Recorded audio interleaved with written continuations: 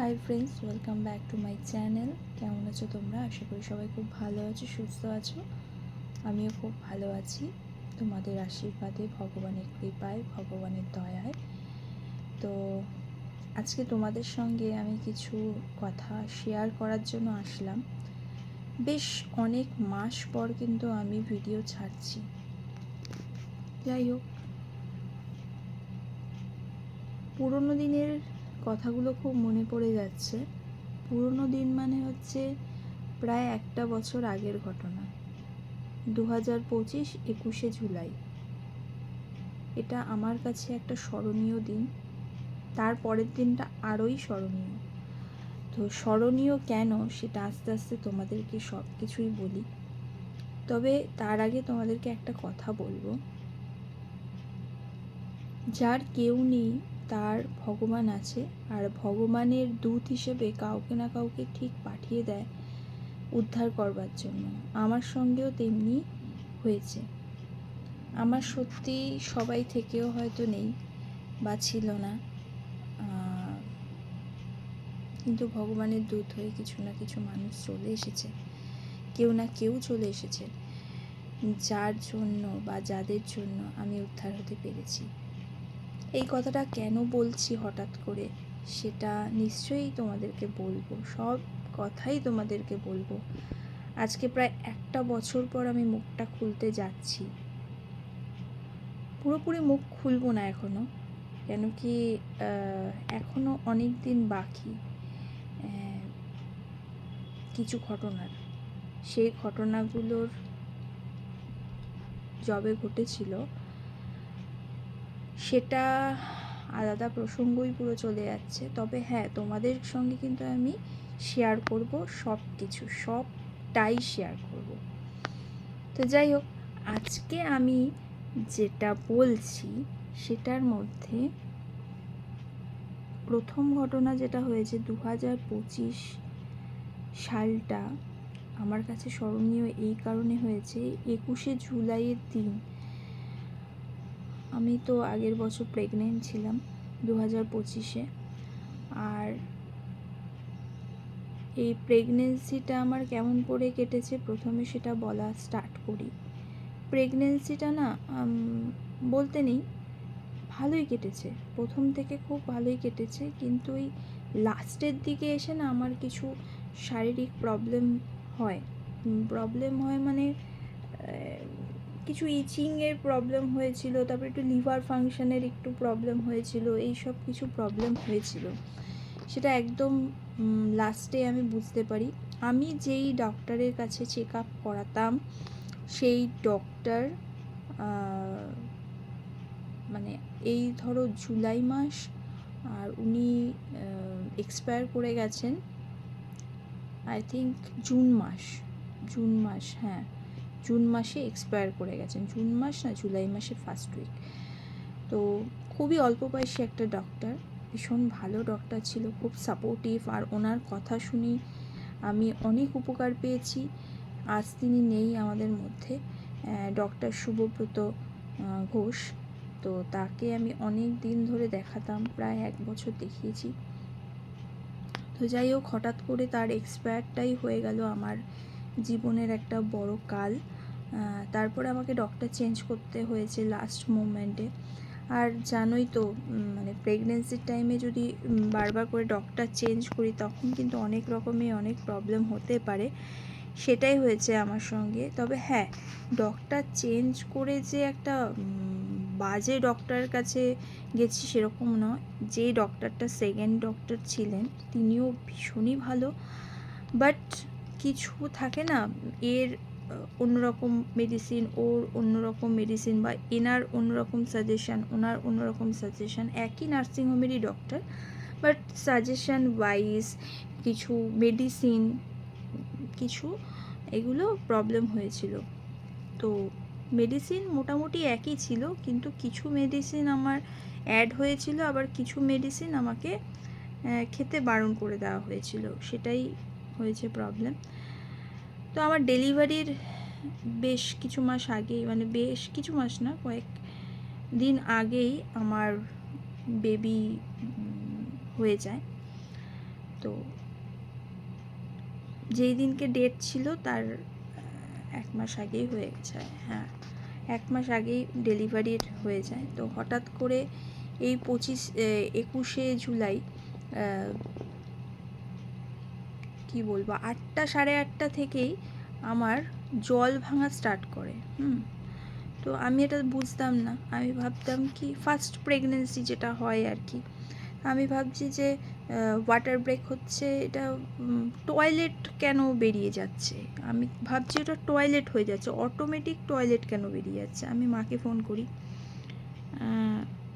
এমন না আমি দৌড়ঝাঁপ করছি কিছু করছি, বিছানায় শুয়েই ছিলাম, শুয়েই এটা হলো। কী কারণে কেন হলো আমি কিছুই বুঝলাম না। হঠাৎ করে দেখছি ওয়াটার ব্রেক করছে, বাথরুমে যাচ্ছি, বাথরুম হচ্ছে না, আবার বসে আছি, হঠাৎ করে বাথরুম হয়ে যাচ্ছে। এমন বাথরুম হচ্ছে, টয়লেট হচ্ছে কেন, এটা কী জিনিস আমি তো বুঝতে পারছি না। মাকে ফোন করেছি, মা বলছে এটা একদমই খারাপ জিনিস, শিগগিরই হসপিটালে যেতে হবে, ডক্টরকে ফোন করতে হবে। তো ডক্টরকে ফোন করি, উনি বললো যে হসপিটালাইজড হতে। আমি হসপিটালাইজ হয়ে গেলাম 21শে জুলাই। সেই ওখানটায় গিয়ে বিভিন্ন রকমের চেক আপ করা হলো আমাকে, চেক আপ করে অ্যাডমিট হয়ে গেলাম আমি। তারপরে ইনজেকশনের পর ইনজেকশন কোমরে, তারপর পেছনে, মানে যেটাকে বলা হয় পাছায়, দুটো কোমরে, এই দিকে ওই দিকে, বিভিন্ন জায়গায় ইনজেকশন পুশ হলো আমার। আর আমাকে বলে দেওয়া হয়েছিল তুমি এক সাইড করেই শোবে, ঘোরা যাবে না, কোনোভাবেই মুভ করতে পারবে না। তো আমি সেইভাবে সারাটা রাত কাটিয়েছি। ইনফ্যাক্ট পরের দিন 22শে জুলাই ডেলিভারির আগে অবধি আমি একভাবেই শুয়েছিলাম, নড়াচড়া কিচ্ছু করিনি। তার মধ্যে তো আমাকে ইনজেকশন পুশ করেই দিচ্ছে, কিছুক্ষণ পরে পরে আসছে ইনজেকশন পুশ করছে, এটাও চলছিল। দেন ডক্টর আসলেন বোধহয় 12টার সময় এসছেন, হ্যাঁ সকাল 12টার সময় 22শে জুলাই ডক্টর আসলেন।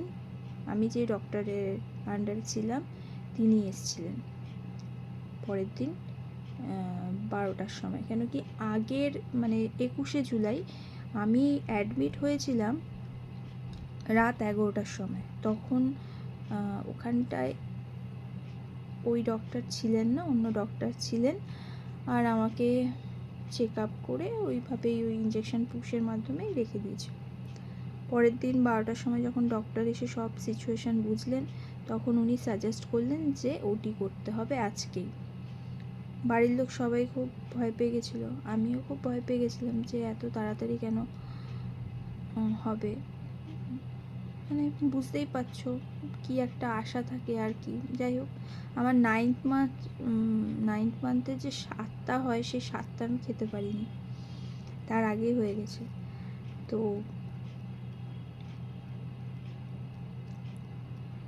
আজকে এই 21শে জুলাই 2026, আর ঠিক একটা বছর আগে 21শে জুলাই 2025-এর মধ্যে একটা লম্বা ফারাক। সেদিনকে যে কি গেছে, আর শুধু সেদিনকে না, বহুদিন ধরে যে আমার মধ্যে কি গেছে, বহুদিন ধরে কেন বললাম সেটাও আমি পরে কারণটা বলবো, কিন্তু আজকের কথাটাই আমি বললাম যে আজকের দিনটা কেন স্মরণীয়, যে আজকে 21শে জুলাই আমার এই কাণ্ডটা ঘটেছিল। আর 22শে জুলাই আমার সোনা পাপা আমার কোল জুড়ে এসেছিল। ভগবানের অশেষ অশেষ অশেষ কৃপা, অশেষ আশীর্বাদ যে ভগবান আমাকে তো ফুটফুটে একটা সন্তান দিয়েছে।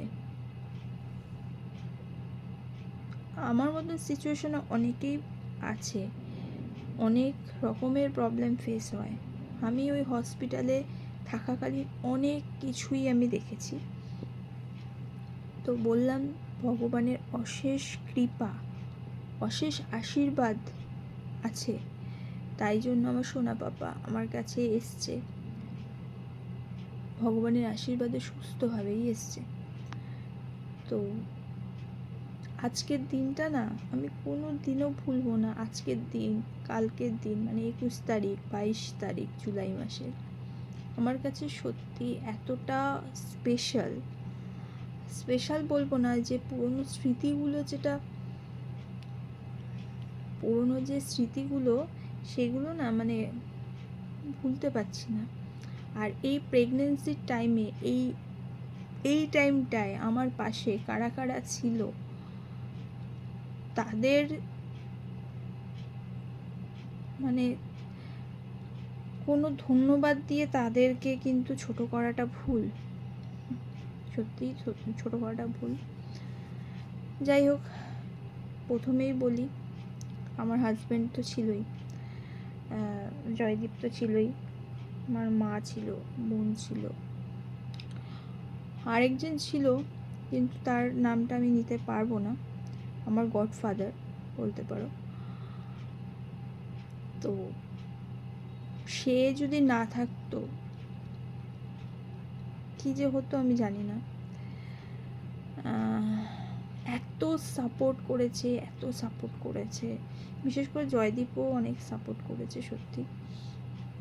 আমার মা, বোন, সবাই সবাই সবাই, এই কয়েকজন, হাতে গোনায় এই কয়েকটা জন না সত্যি আমাকে প্রচণ্ড সাপোর্ট করেছে। তাই জন্য আমি সত্যিই তাদের কাছে কৃতজ্ঞ। আর যাই হোক, আমার একটা হ্যাবিট হয়ে গেছে যাই হোক বলাটা, ব্যাড হ্যাবিট, চেঞ্জ করতে হবে। তোমরা প্লিজ কিছু মনে করো না। আর অনেক কথা আছে তোমাদের সঙ্গে, আস্তে আস্তে সব কিছু আমি এবার খোলসা করে তোমাদেরকে বলবো। যদি জানতে চাও আর ইন্টারেস্ট থাকে প্লিজ কমেন্টের মাধ্যমে আমাকে জানিও। আর ভিডিওটা যদি ভালো লাগে লাইক কমেন্ট করে দিও, শেয়ার করে দিও। বাই।